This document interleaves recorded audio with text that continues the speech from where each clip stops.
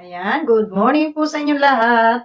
Andito naman po muli ang inyong lingkod, Sel TV Kids. Muling nagkakape, good morning. Ayan. Para sa mga marites dyan, kumusta ang inyong umaga? Ayan, bago po tayo magpatuloy, ay magpapasalamat po muna ako sa mga walang sawang na andyan sa ating munting channel at sa mga bagong dikit sa ating munting bahay. Thank you very much po sa inyo. At sa mga sawang mga basher ko dyan, maraming salamat sa inyong pagsubaybay dito sa ating maritisan. Ayan. At yun nga, ito, panoorin. Nanood po tayo dito sa vlog ni Lolo, no? Si Lolo Miguel po ay meron channel sa hindi pa po nakakaalam dyan. Lolo Miguel Vlogs, ayan, no? Kay Lolo Miguel. At ayun, ikinakabit na po yung yung motor po na bagong makina na binili ng Kalingap, na binigay ni Kuya Bal. At yun. At ang sabi ni Lolo ay isasakay niya si BSM doon sa motor na yun. Ano na i-lovers? Akala ko ba sa inyo yung motor na yun? Ha? So ngayon, ida-drive daw yun ni Lolo papunta diyan sa inyo yung bangka, no? Tuwan-tuwa si Lolo Miguel at may bago na siyang makina. So makakapangisda na siya, makakapandagat na siya. At hindi gaya ng sinasabi ng mga e-lovers na si Lolo Miguel daw ay tamad. Tamad di umano dahil hindi nangingisda. Paano mangingisda, mga tsunga, mga pulpul? Sira nga yung makina. So ngayon, may bago na siyang makina, makakapaghanap buhay na siya. Diba? So yun lang. At ito pa pala, isa, di ba? Kayo post ng post dyan, mga e-lovers sa inyong community na kahit ano-ano na lang, pasikat para lang sa inyong Erica. Ito, may pasikat din si BSM. Puntahan nyo sa kanyang live. Alam ko namang nanonood kayo lagi. At ang sabi ni Kuya Bal ay patatayuan niya.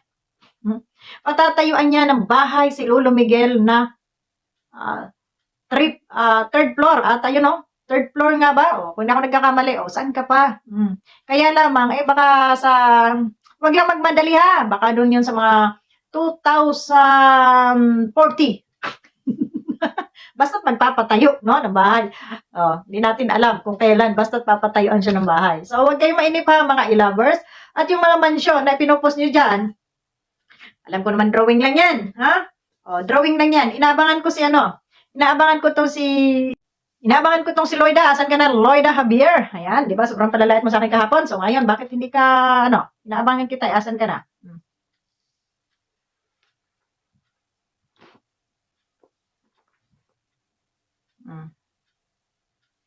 So, ayun.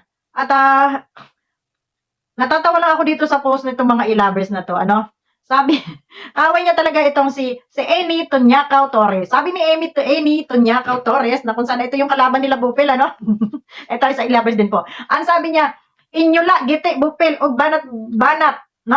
Manginhas, pamos baybayon, huwasan ng bugan ninyo, mga gita-giptip. Ngayon, pag pinatulan nyo to sila, sasabihin balahura ka. Pero sila yung number 1 mga balahura. Binisaya lang yan Bisaya lang sa buang, no? May nabuang pa kong translate ani nila. Ni Banat Bagsik og ni Bupil. Nabuang kong translate. Unsa man ang bilan nga gipantagip-tip. Hoy, Tunyakaw. Hoy, Torres Tunyakaw na unsa man taing taon kaday. Mura magwa pud tagip-tip na imong bilahan. Pagtarong diha oy. Unya, balikan mo nito. Balikan kayo nito mga pinagsasabi ninyo. Ngayon magagalit kayo, mga buwakang kayo ng ina nyo, pero kung makapanlait kayo at makapangbalahura kayo ay wagas. So mga guys, dito sinasagot lang natin yung kanilang mga pambabasto sa atin, Hindi po tayo dito nangunguna, nakikita nyo naman, basta't mayroong silang ipinost. Iyan ay binabasa ko dito sa inyong harapan para naman makita ninyo. Ayan, Nasabihin ninyo ay yung pinaparatang nila sa amin na kami ay balahura, depende po kasi yan Depende yan sa taong babalahurain. Kasi kung ikaw ay matino at hindi bastos ang bunganga mo, hindi ka babalahurain dito. Wala pong siraulo dito sa amin na basta lang ikaw bastusin nang wala ka namang ginagawang masama. Tandaan nyo yan, e-lovers kung kayo may mga utak, hindi kami nangunguna mambasto sa inyo, kundi kayo. Nababasa na lang namin dyan sa mga post ninyo. At may nagsasend sa amin, At wala naman ako dyan sa inyong GC9 at wala akong pangarap pasukin yung anon nyo na yan, Na kayo ang gumagawa ng mga kabastusan dyan sa loob ng Facebook page ninyo. Ngayon, sumasagot lang kami. Ngayon, sasabihin nyo, baboy ang aming pagkatao. Ngayon, sino ba ang baboy? Tama bang sabihin ng isang babae ito sa kanyang kapwa? Tama bang sabihin ito ng may pinag-aralan? O sino, ano pa man dyan? Mga masyado kayo nagmamagaling, Sa iyo nan pud ka, uroy. Kaning si Bupil og Banat Bagsik, manginhas. Manginhas pamos baybayon, huwasan ng bugan ninyo, mga gitagiptip. Tunyakaw. Kinsa may bilat ang gitagiptip, murag imuha man na day. Sa totoo lang mga guys, hindi ako Bisaya. Hindi ako Bisaya. Pure Tagalog ako. Pero nakakaintindi ako ng Waray, nakakaintindi ako ng Cebuano, nakakaintindi ako ng Ilonggo kasi magkakaano lang naman yan sila eh. Yung medyo magkakahawig lang, similar lang naman, no? At nakakaintindi rin ako ng language ng Palawenyo, no? Yung talagang native words ng Palawenyo. Tawag nila ay kuyunin sa Tagalog. So yan. Pero pagdating doon sa Ilocano, ay medyo ako doon kasi masyadong mabilis na yung salita nila, no? Pero may konti rin tayong nahahagip doon, no? So, pero pag Bisaya, Ilonggo, Waray, ayan, medyo tayo dyan. Kaya ito, hindi ito maganda, itong sinasabi ni Tunyakaw. Ito si Tunyakaw, ito yung kaaway ni BSM at ni Bupil at ni Banat Bagsik na tuloy. Ito yata admin ng no? So, dito sa mga admin na to, huwag kayong mambastos kasi naturingan kayong mga admin, pero mga bastos ang mga bunganga ninyo. Ngayon, pag sinagot namin kayo sa live, ito yung masakit dito eh, no? Doon sila manglilibak sa kanilang page, no? Doon sila manglalait, mangdidiscriminate sa tao. Ngayon, syempre kami ay wala naman kaming page, dito kami sasagot sa aming YouTube channel.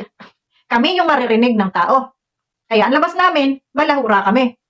Sasabihin nila, balahura kami. Pero ang tanong, bakit kami nang babalahura? Dahil dito sa mga ginagawa ninyong mga buwakang kayo ng ina ninyo, no? Ito pa. Babasahin ko na lang ha. Kasi ito eh.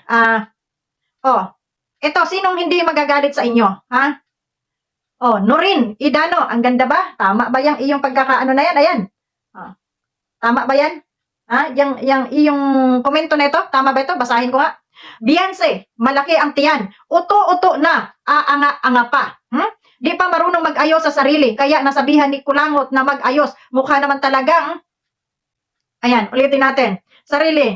Kaya nasabihan ni Kulangot na mag-ayos, mukha naman talagang dugyot. Parang si Balbautog Dugyutin. Sino tong Balbautog Dugyutin na ito? Si Kuya Bal. So kung sinasabi ninyo na itong si Beyonce ay dugyot, alam nyo, napakatanga nyo, ha? Noren Idano. Tingnan mo nga yung itsura mo, mukha ka nga hinulbot sa puwet ng unggoy na yawa ka. Ha? Natural. Dahil probinsya na yung bata at lumaki sa kahirapan, yan ba maibablog ng Kalingap kung ito ba ay mayaman? Kung ito ba ay milyonarya? Napakatanga-tanga mo talaga, no? Napakatanga mo. Kung ito ba ay milyonarya, ito ba ay ibablog ng Kalingap? Of course not, no? Kaya nga na-i-vlog, itong si Beyonce, kagaya ng Erika ninyo, na mukha rin dugyot ng mga panahon, ngayon lang gumanda dahil ka-edit nyo ng picture niya, mga tarantado kayo, kaya gumanda dyan sa inyong mga post. Ngayon, sasabihin ninyo dugyot, mukha talagang dugyot, malaki ang tiyan, uto-uto, bata pa po, si Beyonce, at walang muwang sa mundo, kaya wala siyang alam mag-ayos sa sarili niya. Mga tanga, si Beyonce, laking probinsya, at si Beyonce, anak ng mahirap. Hindi po siya celebrity nang makuha ni Kalinga Prab, at para makita ninyo na siya ay sexy, maganda, makinis, mga tanga pala kayo eh. Di ba? Ngayon, itong sinasabi ninyo, itong sinasabi ninyong ito, na sobrang panlalait ninyo dito kay Beyonce, ito ba ay makatarungan? Makatarungan ba ito sa mga kagaya nyong edad na mga matatanda na kayo kung makapanlait kayo dun sa bata ay wagas? Ngayon, sabihin ninyo na balahura kaming mga buwakang kayo ng ina ninyo. Sabihin nyo, mga balahura kami. Sino ang balahura dito sa atin? Di ba kayo? Yung batang walang kaalam-alam at wala namang siyang alam yan sa inyong mga katangahan ay inyong idinadamay. Tingnan ninyo yung mga paanang mga anak ninyo at baka mga bitukon yung mga anak ninyo, purgahin ninyo, Purgahin ninyo pati yung mga utak ninyo, para matanggal ang bitok dyan sa mga utak ninyo nang hindi kayo makapagsalita ng ganito sa kapwa ninyo, Malaki ang tiyan, uto-uto, aanga-anga. Natural probinsyana, hindi hustler. Hindi kagaya ng Erika ninyo, na hustler sa lahat ng hustler. Di ba ga? Kaya, magdahan-dahan kayo sa inyong mga pananalita. Magdahan-dahan kayo. Hindi talaga siya marunong mag-ayos. Inulit mo pa dito. Hindi talaga siya marunong mag-ayos sa kanyang sarili. Dahil siya isang probinsyana. No? Bata pa, walang alam sa mga kulay-kulorete sa pagmumukha. No? Uunahin pa ba niya kaysa magwalis ng kanilang bahay? Kaysa maglinis ng kanilang kubo? Sa aming mga mahihirap, kung ano yung beauty namin, yun na yun kasi imbes na ipapabili namin ng pangkulorete para kami ay makaakit ng lalaki, ibinibili na ng bigas, ibinibili na ng ulam para may ipang silid sa tiyan. Ngayon, tanungin ko kayo, Tanungin ko kayo, kung ito ba si Beyonce ay isang milyonarya at isang celebrity, sa tingin mo, maibablog ba ito ni Kalingap Rab? Ha? Tutulungan ba ito ng Kalingap? Di ba hindi? Ha? Kaya nga nagbablog, kaya nga na-vlog ito si Beyonce dahil siya ay isang may batang, may itsura, maganda, pero nakatira sa payak, payak na pamumuhay, kaya tinutulungan ng Kalingap. Kagaya rin ng Erika ninyo. Ang pagkakamali lang ng Kalingap, dahil hindi nila alam na yung Erika ninyo ay hustler na sa lahat ng bagay. Kaya ngayon, huwag nyong itinutulan itong si Beyonce na sasabihin ninyo ay hindi marunong mag-ayos, hindi marunong mag-ayos. Dugyot, natural, nakatira sa mahirap na pamumuhay. Uulitin ko, mahirap ang buhay ni Beyonce at bata pa si Beyonce, wala siyang alam sa pag-aayos para makaakit ng mga lalaki. O kung sino pa mang Poncio Pilato. Kasi nag-aaral pa yung bata, may pangarap sa sarili niya. Hindi siya nangarap maging celebrity at make-up lang ang araw-araw niyang ganap sa kanyang buhay. So, ikaw natatanga-tanga kang Nurin, idano ka? Umayos ka, Sa mga basher dyan, Sa mga basher dyan ni Beyonce, Tingnan niyo muna yung mga sarili ninyo kung hindi ba kayo nagmumukhang tanga dito sa mga pinagsasasabi ninyo. Tingnan niyo yung mga sarili ninyo kung hindi kayo nagmumukhang tanga, Di ba? Kayo na may sabi, ipinaayos ang ngipin, inayusan, binihisan. Bakit?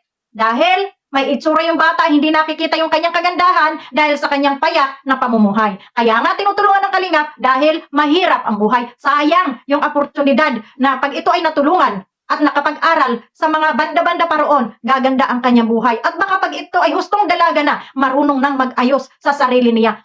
Huwag niyong iparihas sa Erika ninyo. Nagurang na, matanda na, hustler na sa lahat ng bagay. Dahan-dahan kayo magsalita. Ang gagaling niyong manlait, Tingnan niyo yung mga itsura ninyo. Magpariban nga kayo. Magkuskus din kayo ng mga mukha ninyo. At doon sa nanlait sa akin, Itong si Javier, Javier. Lloyda Javier ba to? Pakiplantsa yung pagmumukha mong kunot, Nang hindi kita buhusan ng kape. Baka makita kita dyan sa daan ay mabuhusan kita ng kape, mga buwakan kayo ng ina nyo. Kala nyo kung sino kayo magagaling. Magagaling. Magsipagpamintas, manlait sa kapwa, magharap kayo sa salamin ninyo. Diba? Mas maigi pa naman nga, ipalit ni Lolo itong si Beyonce na maging apo niya. At least may respeto, may galang. Kaysa doon sa iniidolo yung apo niya na tunay na walang respeto, basto sa matatanda, walang modo. Yon ang totoo. Na hindi nyo matanggap ng mga supporter nyo dahil ganon din yung mga ugali ninyo. Di ba? Dahil kung matitino kayo, Kung matitino kayo, papayuhan niyo yung Erika ninyo para magbalik loob. Kusang lumuhod sa kanya mga matatanda dahil matatanda nila. Kung wala yung matatanda na yon, wala kayong iniidolo dyan, mga tanga kayo. So yun lang. At ako hina-high blood ninyo ng konti. No? So doon sa aking mga followers dyan, hindi po tayo dito nababalahura. So masagot lang tayo sa kanilang pambabastos sa kahit kaninong subject ng Kalingap na tinutulungan. Kahit sa EDSI pa dyan, kung kani-kanino pa mga love team dyan, tayo po ay nakasupport sa kanila. Wala po tayong itulak kabigin. At doon sa may mga naaapi na kagaya ng Beyonce, narito po kami, tagapagtanggol ninyo. Hindi po kami baser ninyo, tagapagtanggol kami ng naaapi. Itong mga e-lovers na to ng aapi. Itong si Erika, inaapi niya ang kanyang mga lolo. Sabi ko nga sa inyo, kung saan yung naaapi, doon tayo. Pero pag matinding usapin, kagaya ng usapin nila Kalingap Rab at Jose, na kung saan ay nakikisaw-saw na naman itong e-lovers na ipinupost na naman nila si Jose doon sa kanilang Facebook page, hindi po tayo makikialam dyan. Pera na lang pag talagang dikdika na. So yan, wala po tayong Kaya, ayun, maraming salamat at ito lamang ating reaction for today sa mga basher dyan. Sige lang kayo at narito lang naman kami. Basta, pakinggan nyo na lang yung aming mga bunganga dito kung ano ang aming sasabihin dito. Iyon ang pagkatao ninyo. Mga bubita kayo. Gamitin nyo yung utak nyo. Hindi sila ibablog kung sila ay mayaman. Mga bobo. Yun lang. Maraming salamat sa inyo lahat and God bless po sa aking mga